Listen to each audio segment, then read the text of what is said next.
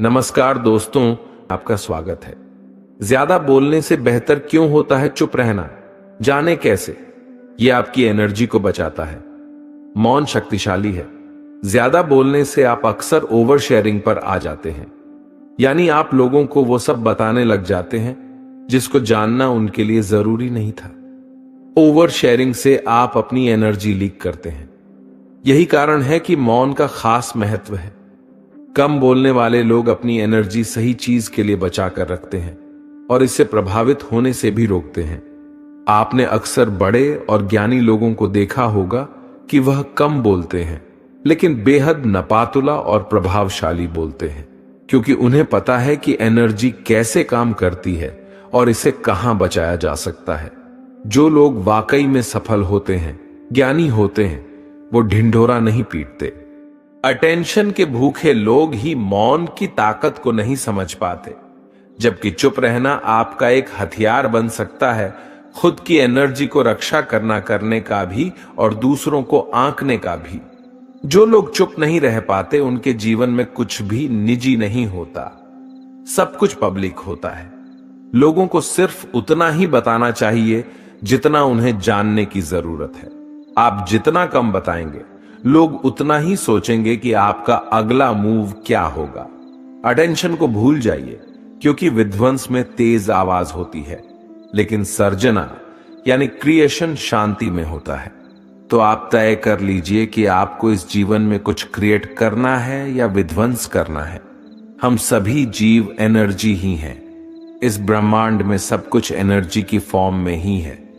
यही कारण है कि अपने अंदर की एनर्जी को बचाना जरूरी है। अक्सर ऐसा होता है कि हम अपने प्लान्स, अपने जीवन की हर बात लोगों से शेयर करने लग जाते हैं और फिर उनकी राय एनर्जी के रूप में हम तक पहुंचती है।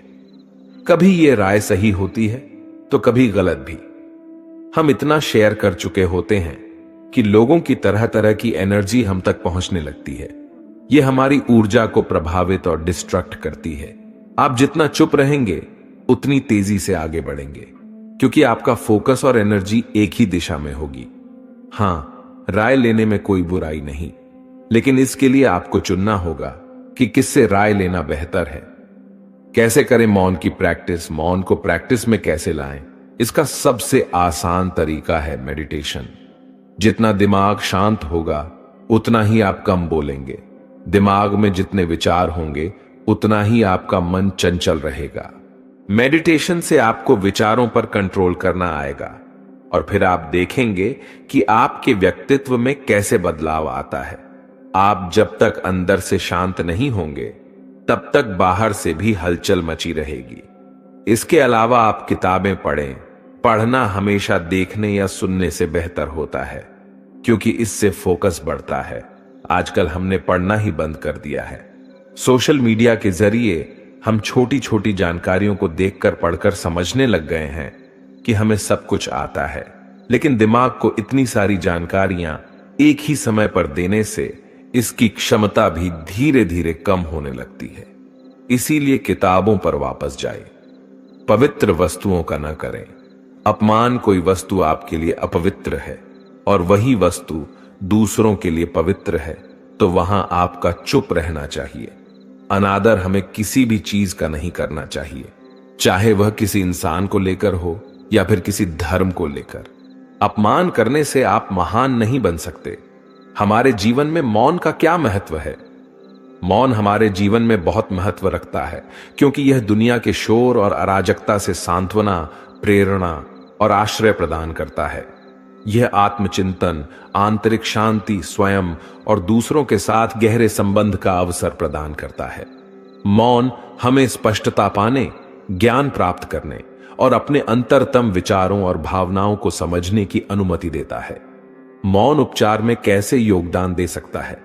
मौन में गहन उपचार शक्ति होती है। यह आत्मनिरीक्षण के लिए जगह प्रदान करता है, जिससे हमें भावनाओं को संसाधित करने, घावों से ठीक होने और आंतरिक शांति पाने की अनुमति मिलती है। मौन एक बेचैन मन को शांत कर सकता है, टूटे हुए दिल को शांत कर सकता है और भावनात्मक और मानसिक कल्याण के लिए अभयारण्य प्रदान कर सकता है। ये हमें अपनी आंतरिक आवाज सुनने और सद्भाव और संतुलन की भावना पैदा करने की अनुमति देता है। क्या मौन रहने से रिश्ते बेहतर हो सकते हैं? हां, रिश्तों में चुप्पी एक महत्वपूर्ण भूमिका निभाती है। यह गहराई से सुनने, समझने और सहानुभूति के लिए जगह बनाता है।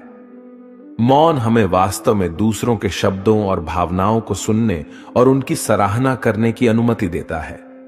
यह संबंध अंतरंगता और सम्मान की भावना को बढ़ावा दे सकता है, जिससे रिश्ते पनप सकते हैं और मजबूत हो सकते हैं। शोर भरी दुनिया में कोई मौन कैसे अपना सकता है?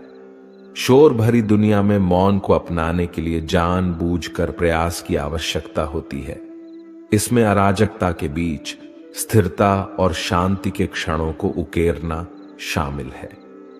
यह ध्यान, माइंडफुलनेस और प्रतिबिंब के लिए शांत स्थान बनाने जैसी प्रथाओं के माध्यम से किया जा सकता है। प्रौद्योगिकी के साथ सीमाएं निर्धारित करने और प्रकृति को अपनाने से मौन और आंतरिक शांति के अवसर पैदा करने में भी मदद मिल सकती है। क्या आत्म खोज के लिए मौन महत्वपूर्ण है? बिल्कुल। मौन आत्म खोज का एक शक्तिशाली उपकरण है। यह हमें अपने भीतर गहराई से उतरने, अपने विचारों, भावनाओं और इच्छाओं का पता लगाने की अनुमति देता है। मौन की शांति में हम अंतर्दृष्टि प्राप्त कर सकते हैं, स्पष्टता पा सकते हैं और अपने वास्तविक स्वरूप को उजागर कर सकते हैं। मौन आत्मनिरीक्षण और आत्मचिंतन के लिए जगह प्रदान करता है, जो हमें आत्म खोज और व्यक्तिगत विकास की यात्रा पर ले जाता है। मैं मौन को अपने दैनिक जीवन में कैसे शामिल कर सकता हूं? मौन को अपने दैनिक जीवन में शामिल करने के कई तरीके हैं। आप प्रत्येक दिन शांत चिंतन, मनन या जर्नलिंग के लिए कुछ मिनट अलग रखकर शुरुआत कर सकते हैं। प्रौद्योगिकी से अलग होना, प्रकृति में समय बिताना और निर्दिष्ट शांत स्थान बनाना भी आपको मौन के क्षण विकसित करने में मदद कर सकता है। इन प्रथाओं को प्राथमिकता देकर और अपनाकर आप मौन की परिवर्तनकारी शक्ति को अपनी दैनिक दिनचर्या में आमंत्रित कर सकते हैं। जैसे जरूरत से ज्यादा बारिश हो जाए या फिर धूप, दोनों ही दिक्कत देती है, उसी तरह अनावश्यक बोलने से भी काफी नुकसान होता है। अगर आपको कहीं चुप रहने से आर्थिक लाभ हो रहा है, तो वहां चुप रहने से कोई समस्या नहीं है। बिना तथ्य के न बोलें। अगर आपके पास कोई तथ्य नहीं है, तो वहां चुप रहने में ही भलाई है। चुप बैठने से दिमाग में नई कोशिकाओं का निर्माण होता है और इससे ज्ञान की वृद्धि होती है। बोलने में भलाई वही है जहां आपको किसी चीज के बारे में पूरा ज्ञान हो, शब्दों से न पहुंचे ठेस। अगर आपके शब्द किसी को मानसिक ठेस पहुंचा रहे हैं, तो वहां चुप हो जाना चाहिए। कमजोर व्यक्ति के बारे में कुछ भी बोलकर आप महान नहीं बन सकते। महान आप किसी कमजोर का साथ देने में बनेंगे। चुप चुप रहना आदर या सम्मान देने की निशानी होती है। इससे न कोई छोटा होता है और न ही बड़ा। अगर आपको क्रोध आ रहा है, तो आप या तो वहां से किसी का अनादर किए बिना चले जाएं या फिर चुप रहें। क्रोध करने से आपके रिश्ते खराब होंगे। क्रोध करने से हमेशा क्रोध करने वाले व्यक्ति का ही बुरा होता है। अगर आपका किसी मुद्दे से कोई संबंध न हो, तो वहां आपका चुप रहना बनता है। बिना किसी वजह अगर आप दूसरों के मुद्दों पर बोलेंगे, तो यह आपके लिए अनिष्टकारी रहेगा। इसमें केवल और केवल आपका ही नुकसान है। शब्दों से किसी मित्र को हो हानि। अगर आपके शब्द सामने वाले के परिवार या फिर मित्र की प्रतिष्ठा के बारे में बुरी झलक दिखा रहे हैं, तो वहां आपको चुप रहना चाहिए। किसी के परिवार या फिर मित्र के बारे में बुरा बोलने से केवल आप ही बुरे बनेंगे। जो चीज आसानी से खत्म की जा सकती है, उसे अपने शब्दों से बड़ा न करें। अगर आप बिना चिल्लाए कोई बात नहीं कह सकते, तो वहां आपका चुप रहने में ही भलाई है। किसी पर चिल्लाने से आपके व्यवहार के बारे में पता चलता है। ज्यादा बोलने से चीजें हमेशा खराब ही हो जाती हैं। किसी के बारे में न बोलें।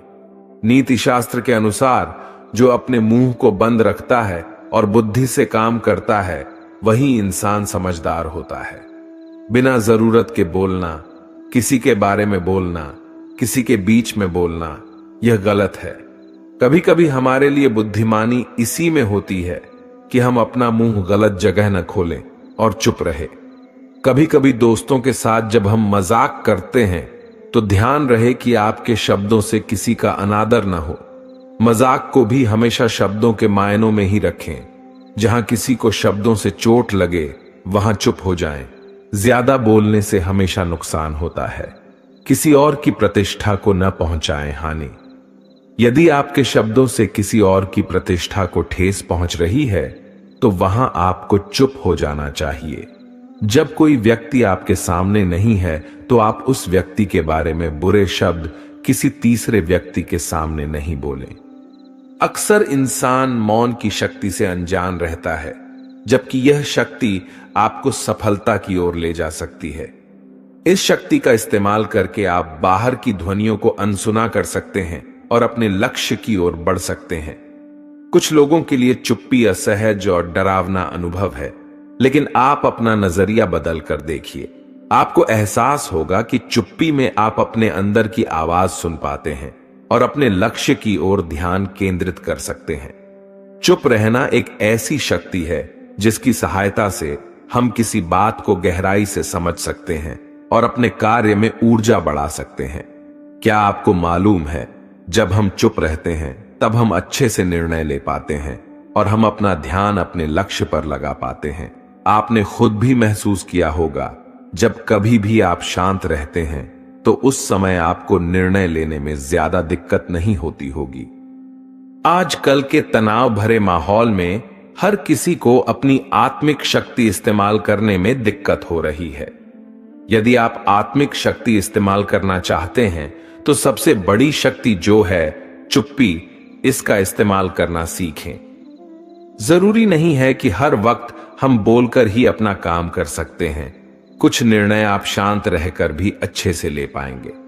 अक्सर आपने देखा होगा, जो भी आज महान हस्ती है वह बोलते कम और कार्य ज्यादा करते हैं।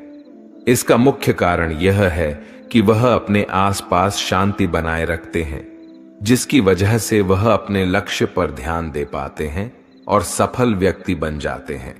जो लोग नकारात्मक विचार रखते हैं वहां अक्सर छोटी सी दिक्कत होने से भी परेशान हो जाते हैं। वहीं दूसरी ओर जो लोग सकारात्मक विचार रखते हैं, जब कभी भी उनके सामने परेशानी आती है तो वहां चुप्पी की शक्ति का इस्तेमाल करते हुए अपनी समस्या का समाधान निकाल लेते हैं। इसी वजह से वह जीवन में हमेशा सफलता की सीढ़ियां चढ़ते जाते हैं और अपना नाम इस जग में बना देते हैं। चुप्पी की शक्ति का इस्तेमाल करके आप किसी की दिल की बात भी जान सकते हैं और अपना नाता भगवान के साथ भी जोड़ सकते हैं। मौन का मतलब चुप्पी जरूर है, लेकिन इसका मतलब यह नहीं है कि आप हमेशा ही शांत रहेंगे। जब व्यक्ति को मालूम चल जाता है कि किस समय कितना बोलना उसके लिए उचित रहेगा, तो वह जीवन में कामयाबी की ओर बढ़ता है। इसके विपरीत जब व्यक्ति को यह नहीं मालूम होता है कि कब कितना बोलना उसके लिए उचित रहेगा, तो वहां विपत्ति में फंस जाता है। इसलिए ये सीखें कि कब, कितना, कहां बोलना उचित रहेगा। आपने देखा ही होगा कि जब कोई व्यक्ति ज्यादातर मौन रहता है तो अक्सर लोग उसकी बात पर ज्यादा ध्यान देते हैं, और जो लोग हमेशा बकबक करते रहते हैं दुनिया उन्हें नजरअंदाज करती है। इसलिए मौन की शक्ति को पहचानें। जब भी आप सामान खरीदने गए हों तो तुरंत जवाब देने की कोशिश न करें। मान लेते हैं कि आप कोई सामान खरीदने गए हैं। अगर आपने सेल्समैन के सामने तुरंत जवाब दे दिया तो वह समझ जाएगा कि आप लेने के लिए इच्छुक हैं या आप खरीद नहीं ले जाते। यदि आप सामान लेना चाहते हैं लेकिन मोल भाव भी करना चाहते हैं तो उस समय आप बातचीत के दौरान कुछ पल के लिए मौन हो जाएं। इससे सामने वाला व्यक्ति यह सोचने में मजबूर हो जाएगा कि आप सोच क्या रहे हैं, कहीं आप यह डील कैंसिल न कर दें। हड़बड़ाहट में वह सेल्समैन आपको कई बेनिफिट्स भी बताएगा और हो सकता है कि डील की वैल्यू भी कम कर दे। देखा दोस्तों, कुछ पल का मौन भी आपको फायदा पहुंचा सकता है। बोलें कम, सुने ज्यादा। ज्यादातर रिलेशन तब टूट जाते हैं जब कोई एक दूसरे की बात सुनता ही नहीं है। यदि आप भी ऐसे हैं तो आज से ही अपने बिहेवियर में चेंज लाएं। जब आप सामने वाले व्यक्ति की बात ध्यान से सुनेंगे तो वह भी आपकी बात पर ध्यान देगा और इसी वजह से आप दोनों का रिश्ता मजबूत बनेगा। उचित उत्तर पाएं।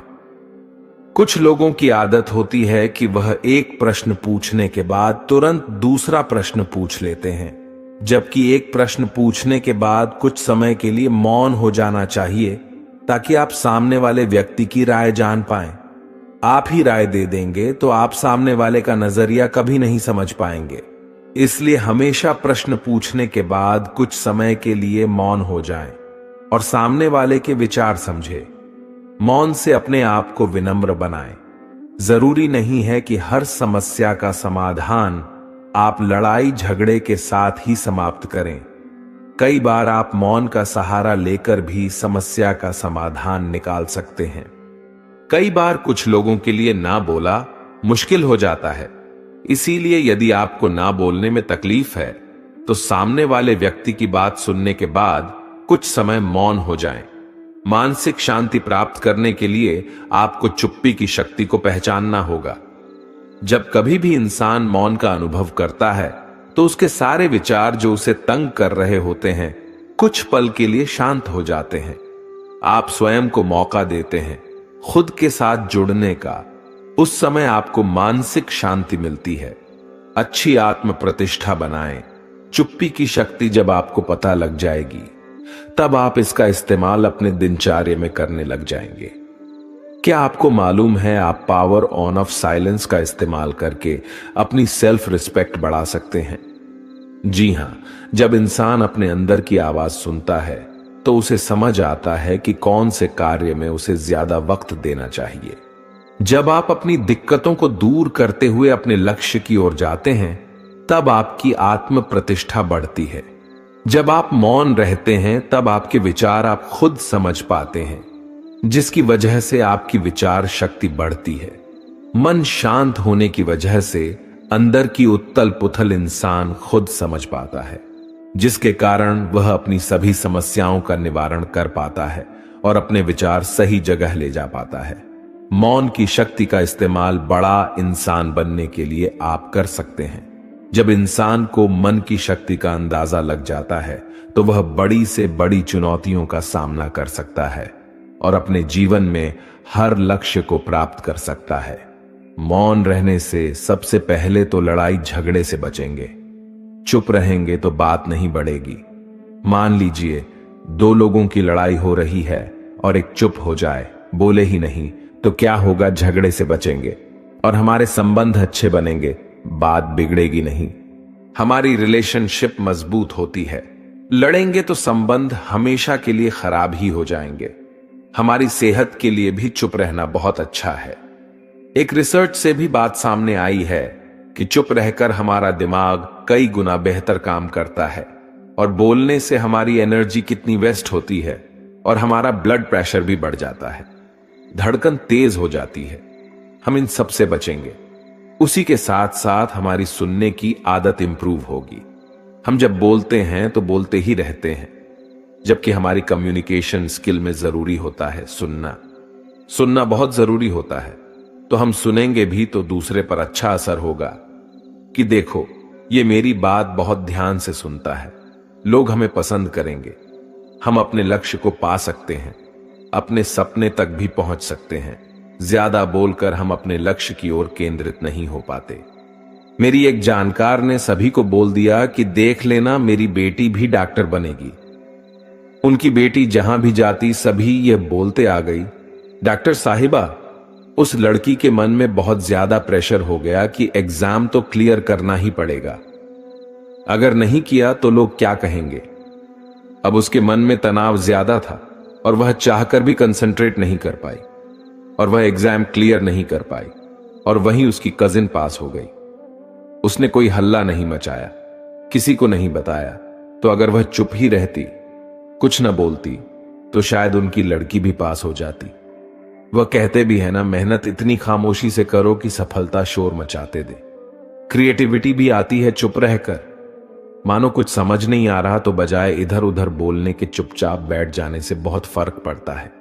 जितना हम शांत होकर चुपचाप से अपने आप से बैठकर सोचेंगे, उतने ही आइडियाज भी आएंगे और नए नए आइडिया भी आते हैं, समझदार भी बनते हैं।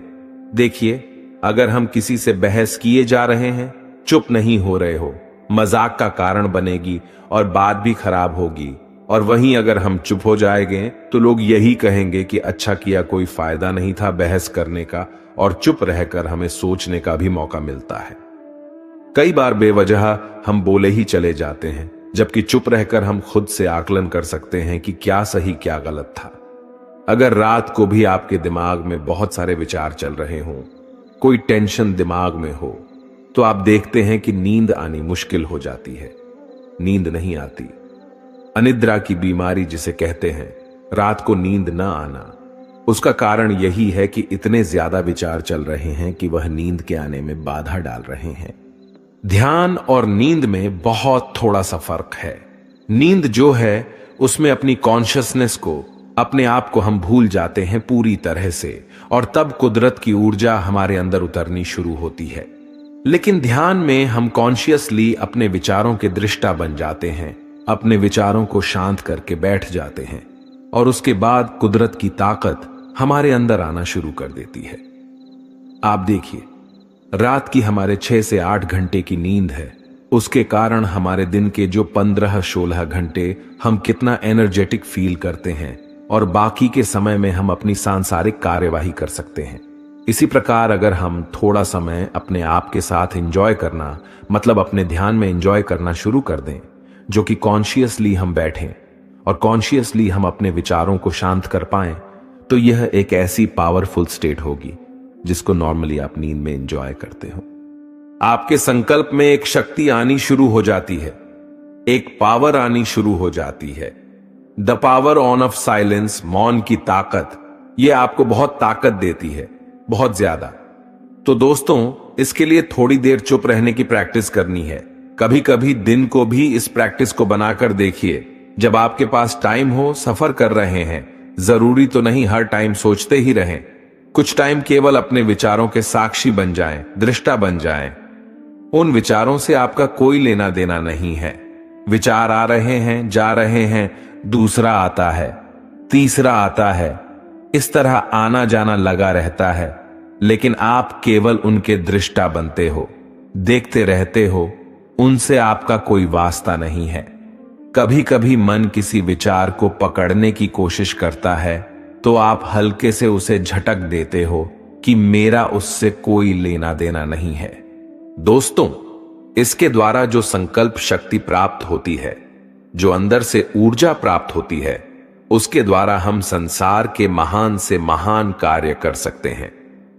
चुप रहना एक ऐसी शक्ति है जो हमें किसी भी बात को गहराई से समझने की और काम करने की ऊर्जा देती है। चुप रहने से हमारा दिमाग ज्यादा काम करने लगता है और हम ठीक समय पर सही निर्णय लेने में सक्षम होते हैं। यह हमारी आत्मिक शक्ति का मुख्य स्रोत है, जो आज कल के समय में हमारे लिए बहुत ही मुश्किल है। यह हमारे मन को शांत करता है। शांत रहने से हम अंदर से, यानी दिल से सच्ची खुशी का महसूस करते हैं, जिसका अंदाजा हम खुद भी नहीं लगा सकते। इससे हमारी संकल्प शक्ति भी बढ़ती है। इसलिए जो लोग कम बोलते हैं, उनके द्वारा कही गई बातें जल्दी सच हो जाती हैं, क्योंकि वे लोग सकारात्मक विचारों के होते हैं और उनका मन अंदर से बहुत शांत होता है। जब किसी परेशानी का हल असंभव सा दिखाई देता है, तो कुछ देर चुप रहकर अकेले में बैठकर उसे बड़ी ही आसानी से हल किया जा सकता है। चुप रहकर ही भगवान या परमात्मा से भी सीधी बात की जा सकती है। जीवन में खुश रहने के लिए चुप, यानी शांति का विशेष महत्व होता है। दोस्तों, आज हम इतना ज्यादा बोलने के आदी हो चुके हैं कि मानो हम मौन रहना भूल ही चुके हैं। बोलना हमें संसार से जोड़ता है, बोलना हमें सोसाइटी से जोड़ता है, हम औरों से जुड़ते हैं, लेकिन चुप रहने से हम अपने आप से जुड़ते हैं। हम इस आपाधापी में इतना खो चुके हैं कि हम खुद को भूल चुके हैं, और खुद को भूल जाने की वजह से ही बहुत सारी मेंटल और फिजिकल बीमारियों ने हमें घेर लिया है। जो हम डिप्रेशन की बात सुनते हैं, एंजाइटी की बात सुनते हैं, इंसोम्निया की बात सुनते हैं, इनका मूल कारण जो है वह केवल यह है कि हम इतना ज्यादा विचारों में खो चुके हैं, इतनी ज्यादा टेंशन को हमने अपने सिर पर ले लिया है कि कंट्रोल से अब सिचुएशन बाहर चली गई है। तो अपने आप से एंजॉय करना सीखना है। क्या आप खुद अपनी कंपनी एंजॉय करते हैं? क्या आप आधा घंटा या 1 घंटा केवल अपने साथ बैठ सकते हैं? Just no, without any book, without any movie, without any music, can you stay with yourself just alone? दोस्तों, अगर आप ऐसा कर सकते हैं तो आप स्वास्थ्य को हासिल कर सकते हैं। स्वस्थ शब्द का मतलब जो हमारी हिंदी में होता है स्व में स्थित होना, अपने आप में स्थित होना, अपनी ही कंपनी एंजॉय करना। तो दोस्तों, स्वस्थ होने के लिए कुछ पल अपने आप के साथ बिताना शुरू करें। बहुत ज्यादा नहीं, केवल आधा घंटा अपने आप को देना शुरू करें। कुछ समय साइलेंस में बैठ जाएं, अपने विचारों के, जो अपने मन के अंदर विचार चल रहे हैं, उनके दृष्टा बनकर, साक्षी बनकर, विटनेस बनकर, यानी अपने अंदर जो विचार चल रहे हैं उनसे हम छुटकारा पा सकें कुछ समय के लिए, और अपने आप के साथ एंजॉय कर सकें। केवल अपने आप के साथ चुप बैठना, मौन हो जाना। हम बाहरी रूप से तो कई बार बोलना बंद कर भी देते हैं, लेकिन अंदर हमारे तब भी बोलना जारी रहता है। तो बाहरी रूप से बोलना थोड़ा बंद करना है और खुद के अंदर से भी बोलना बंद करना है। कुछ देर के लिए फोटो सामने रहती है, कुछ शब्द सामने आते हैं, हमने किसी को कुछ कहा और थोड़ी देर बाद वह गायब हो जाते हैं। आप एक साइलेंट विटनेस बनकर उन्हें देखते रहें, जैसे आपका इनसे कोई वास्ता नहीं है, कोई लेना देना नहीं है। थोड़े ही समय बाद आप देखेंगे कि विचार गायब होने शुरू हो गए हैं। और इसी प्रकार एक साइलेंट विटनेस बनकर आप कुछ देर देखते रहें, तो एक ऐसी अवस्था आती है जिसे कहते हैं बिल्कुल विचार शून्य अवस्था। थोड़ा समय लगता है इस चीज की प्रैक्टिस करने में, रोज आधा घंटा, 20 मिनट हम शुरुआत करके देखें। चुप रहने के लिए शांति और ध्यान करें, अपने अंदर की ताकतों और कमजोरियों को समझें। गहरा सांस लेने के साथ ध्यान केंद्रित करने से चुप रहने में मदद मिलती है। शांत और मौन जगह पर जाकर बैठें, जैसे कि मंदिर, ध्यान केंद्र या पार्क। अपने उद्देश्यों और सपनों की ओर ध्यान केंद्रित करें। ध्यान और प्रार्थना के माध्यम से शांति ढूंढें। नियमित व्यायाम और स्वस्थ आहार से अपने शारीरिक और मानसिक स्वास्थ्य का अच्छे से ध्यान रखें। योग और मेडिटेशन की प्रैक्टिस करके चुप रहने की कला सीखें। अपने विचारों को स्वतंत्रता रूप से बहने दें, बिना उन्हें रोके। इंटरनेट और सोशल मीडिया से दूर रहकर चुप रहने का प्रयास करें। मन ही मन अपनी आत्मा के साथ संवाद करके चुप रहने का अभ्यास करें। अपने आसपास की आवाजों को सुनने का पूर्ण प्रयास करें। पवित्र ग्रंथों की पढ़ाई करने का सही समय निकालें। चुप रहने के लिए नियमित निरंतर अभ्यास करें। ऋषि मुनियों के साथ समय व्यतीत करने का प्रयास करें। चुप रहने से मानसिक चैन पाया जा सकता है और स्थिति को समय देने की स्वतंत्रता मिलती है। चुप रहकर व्यक्ति अपने विचारों को विचार करने का समय पा सकता है और ज्ञान बढ़ा सकता है। चुप रहने से व्यक्ति अधिक सुनने और समझने की क्षमता को विकसित कर सकता है, जिससे संवाद कौशल में सुधार कर सकता है। चुप रहने से मानसिक और भौतिक तंत्रिका शक्ति में सुधार हो सकता है। जब व्यक्ति चुप रहकर अपनी ऊर्जा को नियंत्रित करता है, चुप रहकर विचार करने के बाद व्यक्ति समस्याओं के समाधान के लिए नए दृष्टिकोण खोज सकता है। मानसिक तौर पर चुप रहने से स्ट्रेस कम हो सकता है, जिससे स्वास्थ्य को लाभ मिल सकता है। चुप रहकर व्यक्ति अपनी भावनाओं और धारणाओं को बेहतर से समझ सकता है। चुप रहने से विचारशीलता बढ़ सकती है और व्यक्ति को सही निर्णय लेने में मदद मिल सकता है। सुबह चुप रहकर ध्यान करने से मानसिक ताजगी और शांति मिलती है। चुप रहकर व्यक्ति संयम विकसित कर सकता है। जो उसे अपने जीवन में अधिक संयमित और सफल बना सकता है। मैं पूरे दिन चुप कैसे रह सकता हूं? शांत रहने का अच्छा अभ्यास पाने का एक तरीका यह है कि आप एक ऐसा शौक खोजें जहां आपको शांत रहना पड़े और अधिक समय तक अकेले रह सके। आप कुछ ऐसा करने का प्रयास करें जिसके लिए आपको शांत रहना पड़े और जो कुछ भी आपके मन में हो उसे न कहना पड़े। आप पूरे दिन चुप रहने के लिए ऐसे स्थान को चुनो जहां पर आपके सिवा कोई ना हो, जैसे कि आपका बेडरूम, आपका प्राइवेट घर, यानी आप ऐसे स्थान को चुने जहां आप अकेले हो, आपके सामने या आसपास कोई ना हो। तो आप इस अवस्था में पूरे दिन चुप रह सकते हैं। कब चुप रहना चाहिए? जब बोलने को कहा ना जाए, जब अपनी या अपनों की आत्मरक्षा की बात ना हो, जब कुछ गलत न चल रहा हो तो चुप रहना चाहिए। जब आपको लगने लगे कि सामने वाला इंसान अभी बहुत गुस्से में है और आपकी किसी भी बात को सुनने की स्थिति में नहीं है, तब आपका चुप रहना ही सही है। बहुत चुप रहना क्यों ठीक नहीं है? हमारा अधिक समय तक चुप रहना जाने अनजाने में उस व्यक्ति का समर्थन बन जाता है और वह अपने आप को और अधिक शक्तिशाली अनुभव करने लगता है, जो आगे चलकर बड़े टकराव का कारण बन जाता है। चुप रहने के क्या परिणाम होते हैं? कुछ परिस्थितियों में चुप रहने से आपके मामले पर नकारात्मक प्रभाव पड़ सकता है। यह वह जगह है जहां आपकी चुप्पी अदालत को प्रतिकूल निष्कर्ष निकालने के लिए प्रेरित कर सकती है। मौन व्रत का भारतीय संस्कृति में बहुत महत्व है। शांत रहना आपके दिल के लिए बहुत फायदेमंद होता है। यदि आपको अपनी भावनाओं पर नियंत्रण नहीं है, जैसे आपको जल्दी गुस्सा आ जाता है या आप किसी छोटी सी बात पर रो देते हैं, तो आपका अपनी भावनाओं पर बिल्कुल नियंत्रण नहीं है।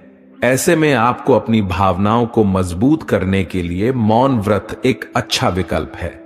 मौन रहने से आप अपने आप को समझ पाते हैं, जिससे आपको अपनी भावनाओं पर नियंत्रण करने की समझ मिलती है। ध्यान लगाने का फायदा सबसे ज्यादा विद्यार्थी वर्ग को मिलता है। आपने अक्सर देखा होगा, विद्यार्थी मन ही मन पढ़ते हैं बिना कोई आवाज निकाले, क्योंकि इससे एकाग्रता बनी रहती है। मौन व्रत एकाग्रता बढ़ाने में बहुत मददगार साबित होता है। मौन रहने से दिल और दिमाग शांत रहते हैं, जिससे आप अपने लक्ष्य के ऊपर बेहतर तरीके से फोकस कर सकते हैं। मौन व्रत तनाव दूर करने में मददगार साबित होता है। मौन व्रत रखने वाला व्यक्ति कभी तनाव में नहीं रहता। इससे दिमाग शांत रहता है। मेंटल डिसऑर्डर के मरीजों को डॉक्टर्स अक्सर मेडिटेशन करने की सलाह देते हैं। हिंदू पुराणों में भी मौन व्रत का काफी उल्लेख किया गया है। किस तरह मौन रहकर बड़े बड़े काम सिद्ध किए जाते थे। यदि आप भी आज की भागती दौड़ती जिंदगी में तनाव मुक्त रहना चाहते हैं, तो आज से ही मौन रहने की आदत डालें। एक मकड़ी अपना जाला बनाने उपयुक्त स्थान की तलाश में थी। वह चाहती थी कि उसका जाला ऐसे स्थान पर हो जहां ढेर सारे कीड़े मकोड़े और मक्खियां आकर फंसे। इस तरह वह मजे से खाते पीते और आराम करते अपना जीवन बिताना चाहती थी। उसे एक घर के कमरे का कोना पसंद आ गया और वह वहां जाला बनाने की तैयारी करने लगी। उसने जाला बुनना शुरू ही किया था कि वहां से गुजर रही एक बिल्ली उसे देख जोर जोर से हंसने लगी। मकड़ी ने जब बिल्ली से उसके हंसने का कारण पूछा, तो बिल्ली बोली, मैं तुम्हारी बेवकूफी पर हंस रही हूं। तुम्हें दिखाई नहीं पड़ता कि यह स्थान कितना साफ सुथरा है? यहां न कीड़े मकोड़े हैं, न ही मक्खियां। तुम्हारे जाले में कौन फंसेगा? बिल्ली की बात सुनकर मकड़ी ने कमरे के उस कोने में जाला बनाने का विचार त्याग दिया और दूसरे स्थान की तलाश करने लगी। उसने घर के बरामदे से लगी एक खिड़की देखी और वह वहां जाला बुनने लगी। उसने आधा जाला बुनकर तैयार कर लिया था। तभी एक चिड़िया वहां आई और उसका मजाक उड़ाने लगी। अरे तुम्हारा दिमाग खराब हो गया है क्या, जो इस खिड़की पर जाला बुन रही हो? तेज हवा चलेगी और तुम्हारा जाला उड़ जाएगा। मकड़ी को चिड़िया की बात सही लगी। उसने तुरंत खिड़की पर जाला बुनना बंद किया और दूसरा स्थान ढूंढने लगी। ढूंढते ढूंढते उसकी नजर एक पुरानी अलमारी पर पड़ी। उस अलमारी का दरवाजा थोड़ा खुला हुआ था। वह वहां जाकर जाला बुनने लगी। तभी एक कॉकरोच वहां आया और उसे सलाह देते हुए बोला, इस स्थान पर जाला बनाना व्यर्थ है। यह अलमारी बहुत पुरानी हो चुकी है, कुछ ही दिनों में इसे बेच दिया जाएगा। तुम्हारी सारी मेहनत बेकार चली जाएगी। मकड़ी ने कॉकरोच की समझाइश मान ली और अलमारी में जाला बनाना बंद कर दूसरे स्थान की खोज करने लगी। लेकिन इन सब के बीच पूरा दिन निकल चुका था। वह थक गई थी और भूख प्यास से उसका हाल बेहाल हो चुका था। अब उसमें इतनी हिम्मत नहीं रह गई थी कि वह जाला बना सके। थक हार कर वह एक स्थान पर बैठ गई। वहीं एक चींटी भी बैठी हुई थी। थकी हारी मकड़ी को देख चींटी बोली, मैं तुम्हें सुबह से देख रही हूं, तुम जाला बुनना शुरू करती हो और दूसरों की बातों में आकर उसे अधूरा छोड़ देती हो। जो दूसरों की बातों में आता है उसका तुम्हारे जैसा ही हाल होता है। चींटी की बात सुनकर मकड़ी को अपनी गलती का एहसास हुआ और वह पछताने लगी। अक्सर ऐसा होता है कि हम नया काम शुरू करते हैं और नकारात्मक मानसिकता के लोग आकर हमें हतोत्साहित करने लगते हैं। वे भविष्य की परेशानियां और समस्याएं गिनाकर हमारा हौसला तोड़ने की कोशिश करते हैं। कई बार हम उनकी बातों में आकर अपना काम उस स्थिति में छोड़ देते हैं जब वह पूरा होने की कगार पर होता है और बाद में समय निकल जाने पर हम पछताते रह जाते हैं। आवश्यकता है कि जब भी हम कोई नया काम शुरू करें तो पूर्ण सोच विचार कर करें और उसके बाद आत्मविश्वास और दृढ़ निश्चय के साथ उस काम में जुट जाएं। काम अवश्य पूरा होगा। जीवन में सफलता प्राप्त करनी है तो लक्ष्य के प्रति ऐसा ही दृष्टिकोण रखना होगा। दोस्तों, मैं आशा करता हूं कि आपको हमारा यह वीडियो पसंद आया होगा। अगर पसंद आया हो तो कृपया हमारे वीडियो को लाइक करें और चैनल को सब्सक्राइब करें। मिलते हैं अगले वीडियो में, तब तक के लिए अपना ख्याल रखिएगा। धन्यवाद।